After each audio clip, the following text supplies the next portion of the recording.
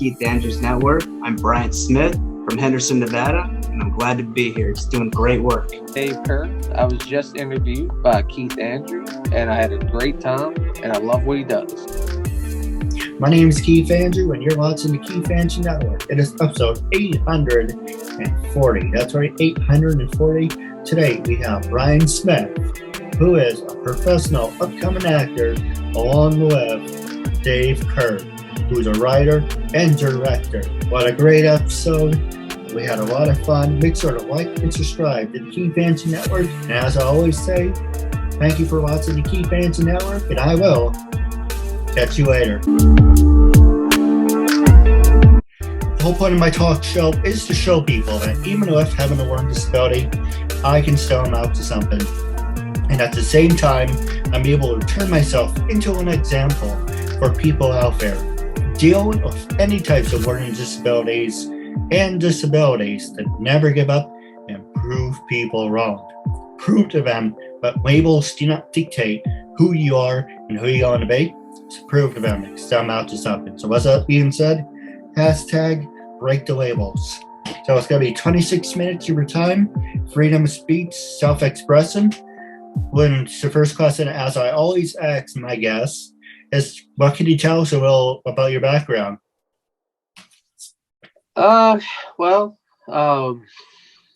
a horror fan. I like making horror movies, and a couple of years ago, I guess the most interesting thing is that a couple of years ago, I started making horror movies. Me and my wife, we started out making a really low budget film for like $5,000. It was called Curse of the Slasher Nurse. We got distribution through a small little distributor named Screen Time Films in Texas, and we've been doing it ever since. Every couple of years we put out a new film and we try to make it better. Our latest film, Bloody Summer Camp, just premiered at Carolina Fear Fest on Saturday. So I mean that's really what I do. I'm a writer. I write the films, I edit them, I'm the director, producer. I wear a lot of hats, but wouldn't do it if I wasn't a horror fan. That's really the heart of it. No, absolutely. Now we're joined by other guests. Thank you for joining us.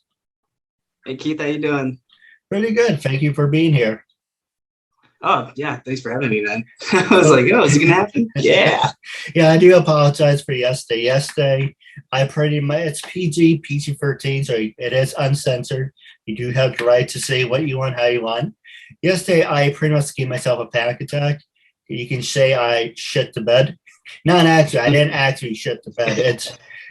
We had this litter box, and my brother's like, "Oh, go outside, just throw it in the woods or whatever."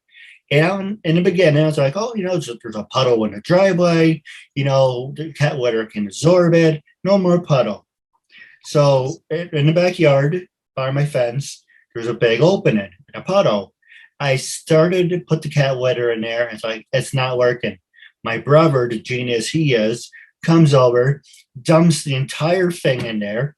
Didn't really think of it until yesterday.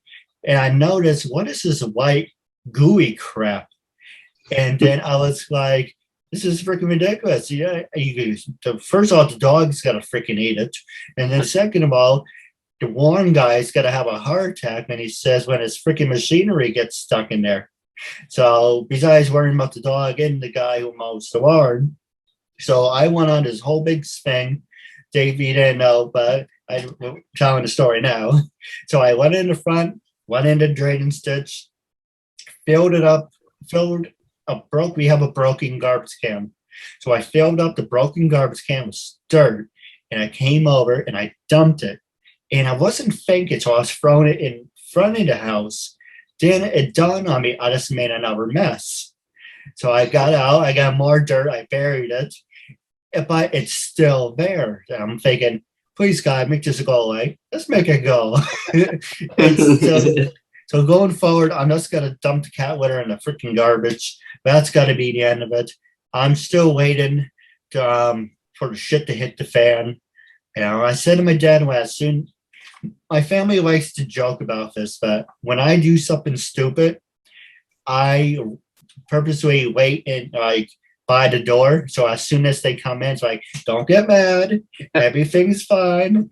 I will take care of it. But blah blah blah blah. I actually, my dad says to me, I can't leave the house. I can't leave you in the house by yourself for more than 2 hours. So you freaking doing something destructive. Unfortunately, it's true, but I've been good except for the mess I'm still trying to get rid of. But anyway, do you guys know anything about getting cat litter and mud, or not anything to worry about? I don't think it's anything to worry about. I mean, I got 2 cats, and I mean, they're messy. But yeah, I mean, I have hardwood floors, so it makes it a lot easier. It's true. My brother was like, "Oh, we can save so much money by getting the scoopable. All you have to do is just spray it out with the hose once a month." Yeah, after this, I'm like, just give me a plastic bag and make it so much easier. Why do we have to make a project out of it? But anyway, that's my story of what happened yesterday. But while you're here, thank you for being here. And first off, thank you for your service. Oh yeah, I love being a Marine. So the first question I want to ask you is, how long have you been a Marine for? And would you recommend it? Oh, what I recommended. I was in the Marine Corps from 2003 to 2011. The tours in Iraq. Um, Different mentality, a little crazy out there. I don't know if I necessarily recommend it. I mean, I wouldn't want my kids to join. That's why I did it, so they didn't have to. But it's it's tough out there. And you also mentioned you're now a upcoming professional actor. Yeah, I've been an actor for about 3 years. Started off doing runway commercials, yeah, modeling, prints, and then I've been doing film, and kind of fell into it and been loving it ever since. No, absolutely. So we're going to take a quick commercial break. When we come back, it's going to be an open format where you guys can ask each other questions. I like bringing people together. I know you're a professional actor, and Dave is also a producer and writer, so you guys can actually work together in hindsight. But hey, I like bringing people together. But when we come back, I'm going to talk about social media and disabilities when we come back.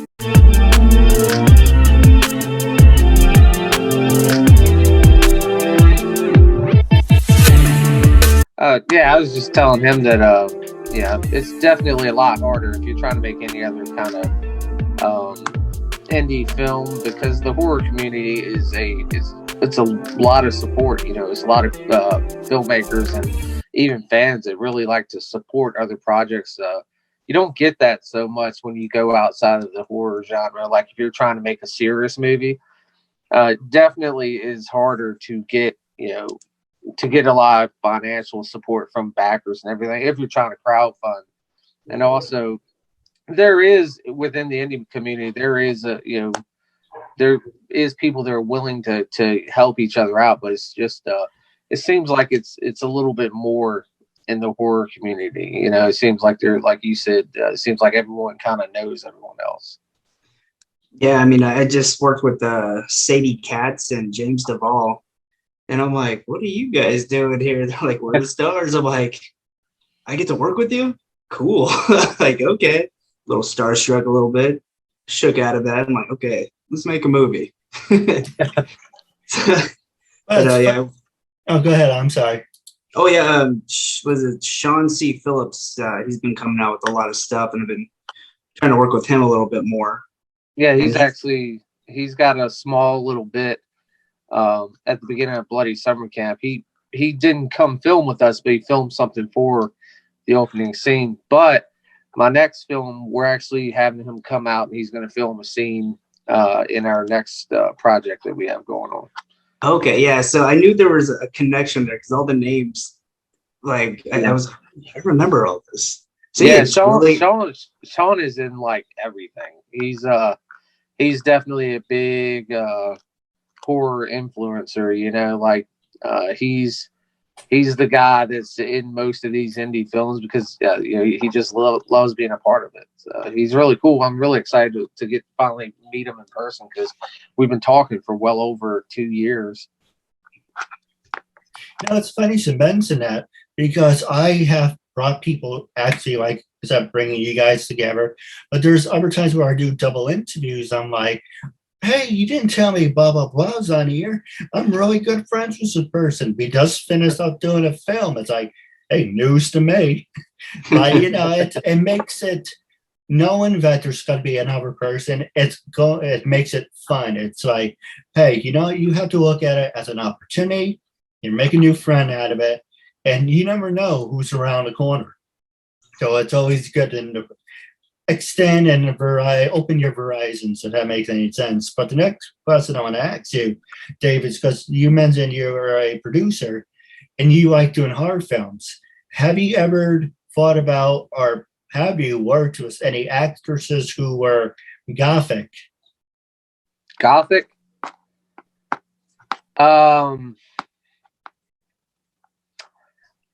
The terminology of Gothic is a little.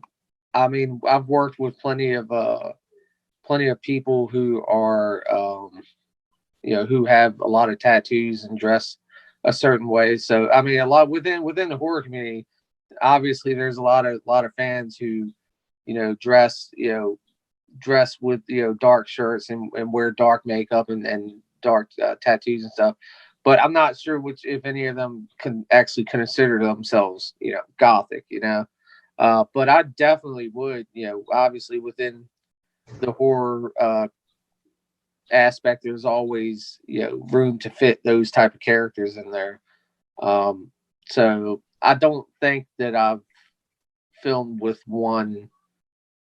Maybe Kia, who played the slasher nurse in my first film and my second film.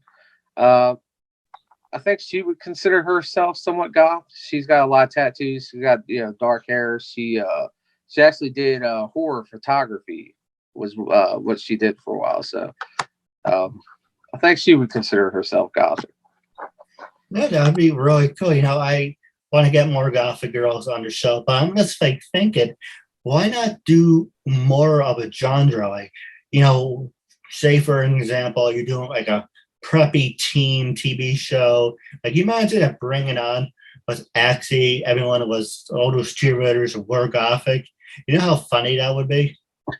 Yeah, that'd be pretty fun. Why not, right? Concept, yeah. To change it up, man. Yeah, I like it.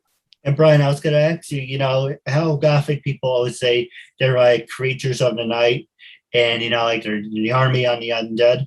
What I was just thinking, because you were in the Marines, right? Mm-hmm. Wouldn't it be really cool if there were some Gothic people that say, I only work at night, so when everyone goes to sleep, you have like the I can't even talk. Skeleton crew come out, and that's the children of the night, and that's have at it. That would be really funny. That would be a lot of fun, actually. Just even shoot, because that'd be a lot of people, a lot of props. You really get to use your imagination on that one. I mean, that's what this is all about: using your imagination and having fun. Like, you get paid to have fun. This is what I did when I was a kid. Well, if you're not having fun, you're doing something wrong. Yeah, then I'm working. It's like the expression, a similar expression. It's like saying, if you're not having fun, you're doing something wrong. And if you're enjoying it, it's not really work. You're just doing it for fun. Well, like I said, if it just becomes a giant pain in the ass, you just have to reflect and say, I have to do something different. But the next question I want to ask you is about disabilities. And Brian, I'm going to start off with you. Have you, besides me, obviously, have you worked with people with disabilities? And are you willing to work with people with learning disabilities? And Dave, it's the same question for you as well. Yeah, I was born and raised with my cousin, 2 autistic cousins, one cousin who was born like 6 months early. So he's a little slow. So for me, it's normal. It's not even doesn't make a difference to me. I mean, most people who don't have disabilities act dumber than the people that do have disabilities. I'm like, at least these people are genuine and they're real. And they like, it's, for me, it's just, hey, what's up? I'm Bryant. You're Keith. Hey, cool. You want to hang out? You want to work together? That's how I feel about everybody's. If you're cool with me, I'll be cool with you. No, it's true. You look at most people, they can't even drive a freaking car. And they say, I have learning disabilities. Right. See?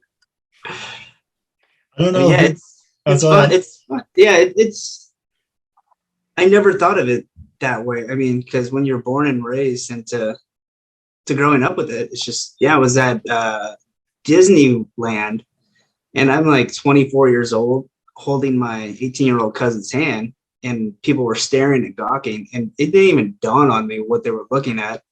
I'm just walking around with my cousin, like, stare at me all you want. I don't care. You can be like a New Yorker accent. Hey, yo, take a picture. It'll last longer. Ba-ba-da-bee-ba-da-boo. What about you, Dave? Yeah, of course. We in my life, not this one that just came out, but in Return of the Slasher Nurse, we actually had a woman who was autistic, who played one of the characters in the film. And I honestly didn't know that she was autistic until they told me, but obviously it didn't change anything. And when we do open casting calls, the calls are for everyone, and if someone fits the character, it really doesn't matter, whether they have any kind of disability or not. If they fit the character, they fit the character. And the only downside to indie filmmaking is the limitations. I'd be more interested in writing a disabled character in some films if I knew that I could cast that character. The thing is, like with our last film, we had a guy who was in a wheelchair, but with the limitations of indie filmmakers and what your casting call as far as you can reach, we had to get someone who could actually walk to play the character in a wheelchair, because we can't find someone who's actually in a wheelchair who wants to act and who fits the character, because not only do they have to be in a wheelchair, but they have to actually be a decent actor. And it's just, with our limitations as far as indie filmmaking, we might get 100 auditions, and that's not very much when you're searching for a certain character. But definitely, like I said, I don't see any problem with it. No, you're right. I'll audition for you. Hey, there you go. It's funny. A lot of independent stuff is actually really good. I think, have you guys ever seen Unworthy? It's the Mighty Morphin Power Rangers about Shattered Grid. Man, I know the Power Rangers. I saw a darker, I don't know what it was called. I don't know if this was the same thing. I saw a darker version of Power Rangers where like one of them had turned bad. I'm not sure if that's what you're talking about. Well, but it was an indie film. What a little bit about Unworthy. It's pretty much it. He was the very first Power Ranger in full history, and he thought killing Zordon would release him from his pain and torture. By killing Zordon, he became more like a villain. The one that I think you're talking about, there's two of them. I can't think of his name for the first one, but he wears all black, and he's the first Power Ranger. The other one is really good, and Jason David Frank really likes it. Last time I checked, was War Draken. In season 1 where Tommy has a choice, join the Rangers or stay bad. And it's like, okay, he becomes good. But what if he actually stayed evil and he becomes War Draken? That's actually real good. I would recommend our viewers definitely check that out. Yeah, definitely check that out. Green Ranger being bad? All right, let's go. It's really cool. He breaks in to the command center when they're creating the White Ranger. He steals the power. The green, it's killing them. Actually, not. The white energy is killing them because it's supposed to be good. And only good people are supposed to have good energy. So it's the mixer. So he has veins in his neck. I don't exactly remember how he got Ward Zed's staff, but he has that, and it's really good. I'm telling you, if I find it, I definitely send it to you guys. But the next question I want to ask you, wrapping up our show, is how can your viewers get a hold of you on social media? And do you think social media can make you or break you? And Brian, I'm going to start off with you.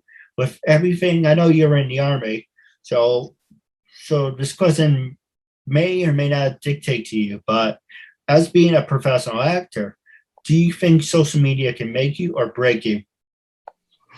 Social media, I mean, I've gotten hit or miss. I've actually gotten a lot of work off of Facebook. Not so much Instagram, but a lot of work off of Facebook and a little bit of work off my IMDb, which is a Bryant S Smith, my IMDb. Same thing with my Instagram and Facebook. But yeah, I mean, it's kind of like a double-edged sword. They pretty much use it for networking and, meeting other individuals like yourself. And it could be good or it could be bad. What about you, Dave? With everything that you accomplished from being a director, writer, do you think social media has given you opportunities, or do you think you just have to work just as hard? I think you have to work hard, but in a different way now. It has definitely put crowdfunding on the map, and crowdfunding has revolutionized indie filmmaking. Social media, I think it's hitting, like you said, it's hit and miss. With some people, it can be the stepping stone that gets you, success. With other people, if you don't know how to work it, it could do nothing for you. It's not the same with everyone in every situation, but it can be a valuable tool, and it can also one misstep. And social media can destroy, reputations, everything on social media. Oh yeah. I agree. I do support freedom of speech, but somehow people can use that against you. Yeah, and it's not always that you did anything wrong. I mean, they can. It's just, if they get behind a campaign on you. If a certain amount of people deem that you've done something wrong, I mean, whether it was an honest mistake or not, they could really cause a lot of damage. No, I agree. There's a lot of people who are, when I actually interviewed them, they say, "Oh, you're doing a wonderful thing. I would definitely be on your show again."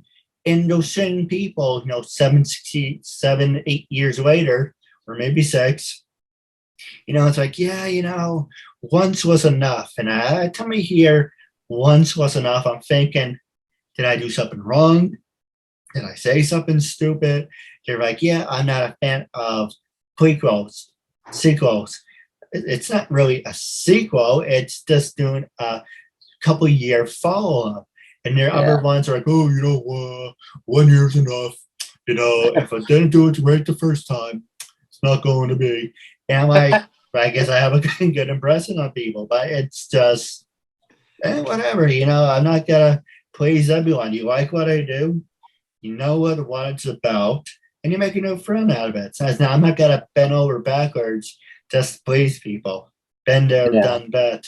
But the last question I'll ask both of you is, when I first approached you guys to be on the show, what made you say yes? How do you feel now, and would you recommend it to other people? And Dave, I'm going to start with you.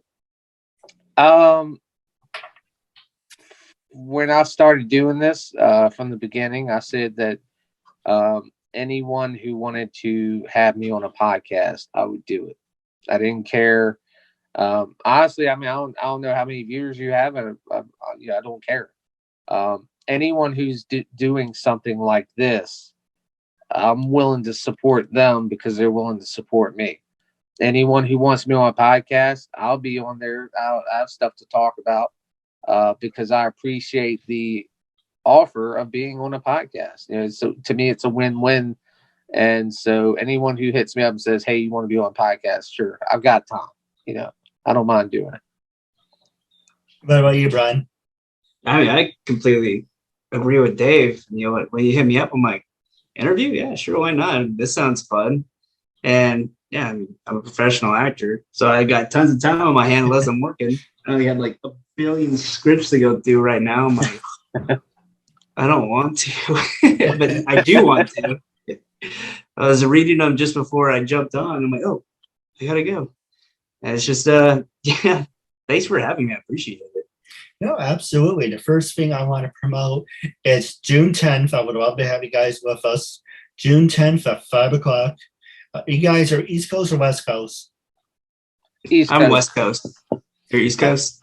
All right, so it's going to be 5 o'clock East, 2 o'clock West. It's going to be my 8-year anniversary party. It's going to be a special episode where I'll tell my story, do a Q&A. It's going to be a lot of fun. I would love to have you guys with us. Just let me know, and I would definitely add you to the list. And for our viewers, make sure to like and subscribe to the Keith Andrew Network. We have tons of great formats and content. While wrapping up the show, it was a real honor and privilege having you guys as a guest, and I'm looking forward to part 2. And as I always say, catch you later.